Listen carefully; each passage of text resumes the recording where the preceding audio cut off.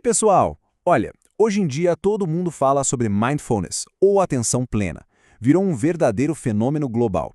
Mas a história de como essa prática chegou até a gente, ela é bem mais complexa e, sinceramente, muito mais fascinante do que a maioria de nós imagina. Então, vamos mergulhar nisso. Na correria que é o mundo de hoje, quem nunca se sentiu sobrecarregado, né? Parece que é a regra do jogo. E para lidar com isso, uma ferramenta específica ficou super popular. Muita gente já ouviu falar, talvez até já tenha tentado usar. Essa aí é a definição que todo mundo conhece, a versão moderna, bem secular, que o Jon Kabat-Zinn ajudou a espalhar pelo Ocidente. E parece bem direto ao ponto, né? Tipo, focar no agora, de propósito, sem ficar se criticando. Simples. Só que isso é só a pontinha do iceberg. E agora, a gente vai fazer uma viagem no tempo. Porque, para entender de verdade o que é o Mindfulness hoje, a gente precisa olhar para trás, para suas origens. E olha, elas estão bem longe dos laboratórios e das clínicas de bem-estar. A pergunta que fica é, de onde? Mas de onde mesmo veio essa prática que hoje a gente usa para relaxar, para ter mais foco? A resposta nos leva para um lugar completamente diferente, para um contexto que não tem nada a ver com o nosso dia a dia.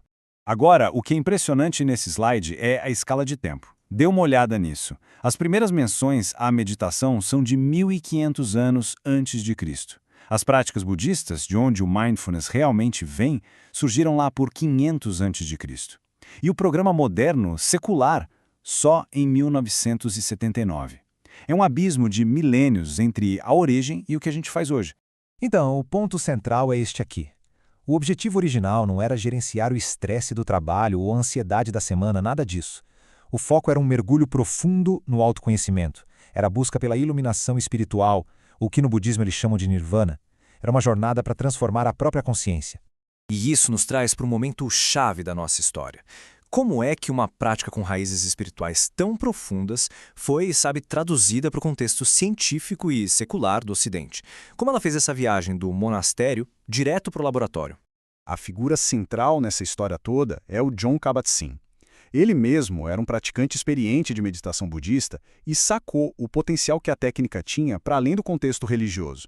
Então ele começou a decodificar a prática, ou seja, a tirar toda aquela linguagem mística e filosófica para que ela ficasse acessível e pudesse ser pesquisada pela ciência.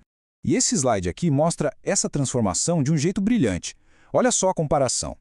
O contexto muda do monastério para a clínica. A linguagem deixa de ser filosófica para virar científica. Aquele objetivo gigante da transcendência se transforma numa meta mais imediata: reduzir o estresse. No fundo, a prática foi dessacralizada, virou uma espécie de ferramenta de fitness mental.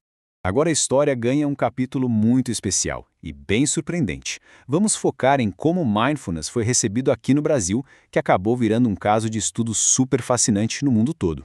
O Brasil se mostrou um terreno incrivelmente fértil para a atenção plena. E isso aconteceu por uma combinação de fatores, sabe?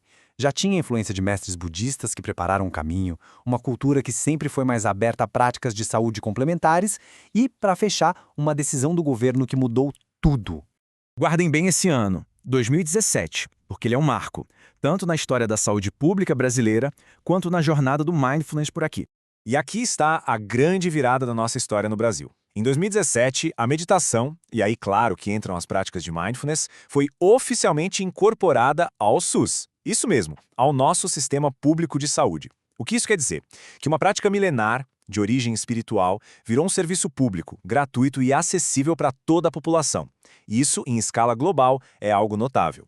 Então, a gente chega numa encruzilhada bem interessante. A prática foi, digamos, despida dos seus elementos espirituais para ser aceita pela ciência. Mas aí, ao ser adotada de forma tão ampla e pública no Brasil, será que ela não acabou encontrando uma nova forma de reencantamento? Esse cartoon ilustra muito bem o paradoxo da sabedoria, né? Para fazer boas escolhas é preciso ter experiência. Mas a experiência muitas vezes vem das más escolhas. É um ciclo. E o mindfulness vive um paradoxo parecido. Uma sabedoria super antiga, de busca espiritual, que foi reembalada para resolver os problemas super modernos do nosso dia a dia. No final das contas, a questão que fica é essa. O que é o mindfulness hoje? É só uma técnica secular para aliviar o estresse, como qualquer outra ferramenta? Ou será que é, na verdade, uma prática espiritual super profunda que só vestiu uma roupagem científica para ser mais bem aceita no mundo moderno? E, para a gente terminar, fica a reflexão. Quando alguém senta para praticar atenção plena, seja usando o aplicativo ou numa clínica do SUS, o que essa pessoa está realmente fazendo? Está só treinando o cérebro? Ou será que está, talvez sem nem saber, se conectando a uma tradição de autoconhecimento que tem milhares de anos? A resposta, como a própria prática ensina, talvez não seja tão simples assim.